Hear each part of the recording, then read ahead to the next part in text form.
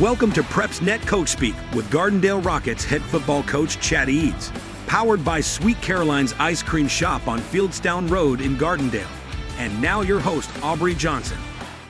We're at the 50-yard line of Driver Stadium at Gardendale High School. Coach, good to see you again. Hey, good to see you guys. Absolutely. So, kind of a tough loss last week. You dropped one to Homewood, 23-7. Tell us a little bit about it. Well, we started out, for some reason, I don't think we handled either the atmosphere, or I thought we had a good week of practice and got into the game, and they had a great opening drive that we didn't respond real well to, and just never could seem to get ourselves back on track. But I think it's a good learning time for all of us as a program. Certainly not disappointed in our kids, a little disappointed in our program and the way we handled it from coaches all the way down through the players. Right. How have you noticed the players handling a loss like that? Do they require extra motivation the next week, or are they able to just get back up? Well, it depends on the young man. The ones that are heavily involved in the game as starters, they're not only are they physically beat up a little bit, they're we're in week 8 now, or we're far into the season. They've been through a lot. I like to talk to them and talk about, as long as their effort is good, I'm fine with anybody on the field, and as long as that's there, and we like to get together, and like today we met and we talked about the things that led to that loss, and and sometimes we go all the way back to Monday's practice and talk about things that we didn't do correctly that day, and I want them to see that those things all matter. And we get into the game, and I still think you win games with character and discipline, and those things are still there. We dropped the ball a little bit Friday night, but we still have those same base qualities I think are important. Good.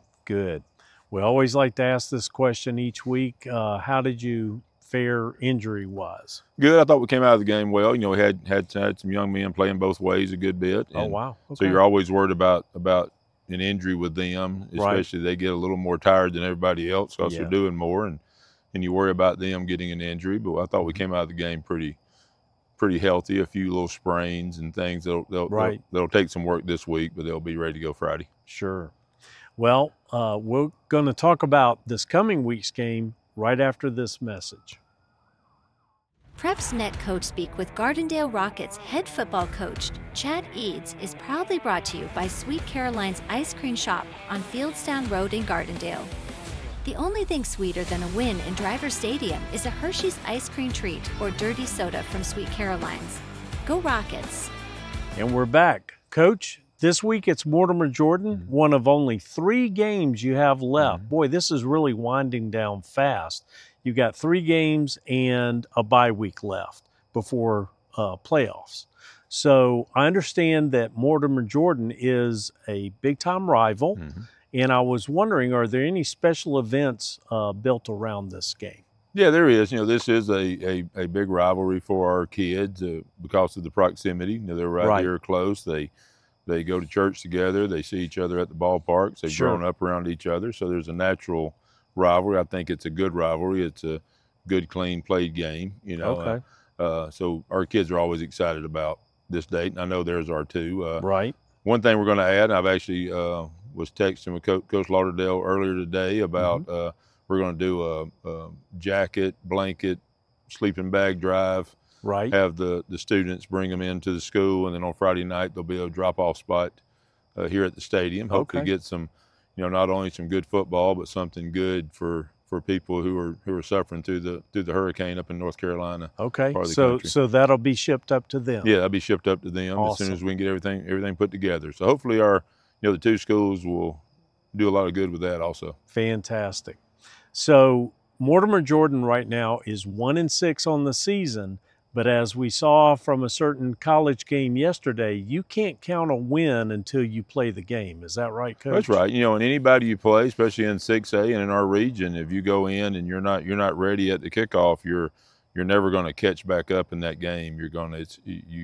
It's just very difficult to get yourself mentally into a game once that game started, and you put yourself in a bind. And I think our kids learned that a little bit last Friday night. They weren't quite ready to to go when it was time to go. Right. And so hopefully as we go into this coming Friday, we won't have that problem, and I'm sure Mortimer Jordan won't. Okay, good deal. What do you think you're going to see out of the Blue Devils this week? Well, I think they're a team very much like ours. It's a group of kids who play hard and play together. You know, they've all, I'm sure like ours, they've grown up playing Little League all the way up through high school together. So there's a certain motivation to play well together, and they're willing to go out and play hard and sacrifice for each other. So I think we'll see that from both teams, and our kids understand that they better be willing to play 48 minutes because the game will last that long. Okay. So Heath Lauderdale is first-time coach over there with the Blue Devils.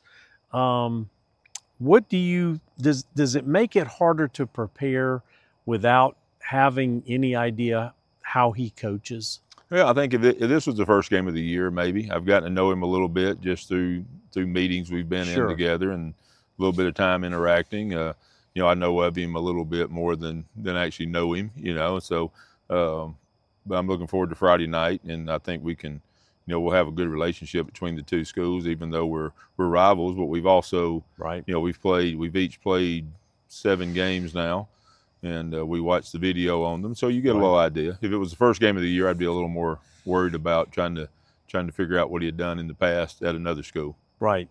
So that's the end of the coaches show, but hang on, we're adding a segment now called the Player Spotlight. So we're bringing in Rhett Fitzpatrick. He's the senior O-lineman on the team, and I understand he's one of the leaders. Tell us a little bit about him. Well, Rhett's, like I said, he's a senior. He plays offensive line, plays left tackle.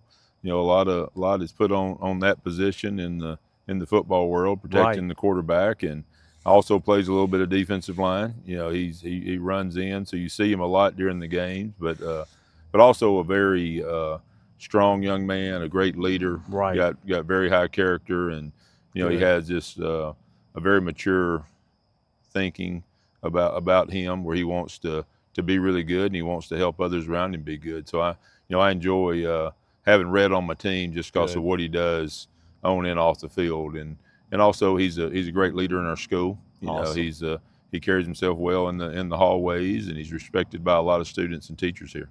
Okay, great. Well, we're going to talk to Rhett Fitzpatrick right now. Welcome to the show, Rhett. Thank you for having me. Absolutely. So tell us, how has Coach Eads helped you this season?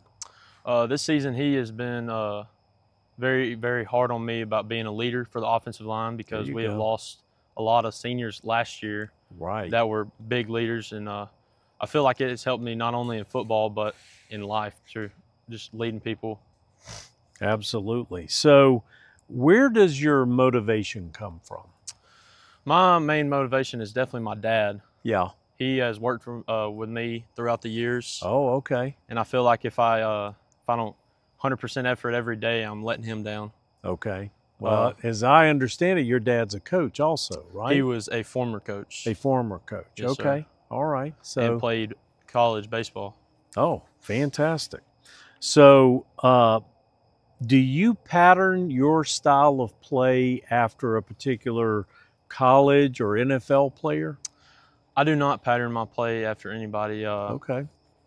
I know this is kind of cliche because Coach Eads and Coach Brazil uses this guy as an example a lot, but a former Rocket, his name is Nathaniel Wright. We call him Nate Wright. All right. He was a senior when I was a freshman, and I looked up to him, and I followed in his footsteps. So I model my play after him. He's now playing at Kennesaw State. Awesome. As offensive lineman. Fantastic. So what is next for you? When you finish and you graduate, what's next?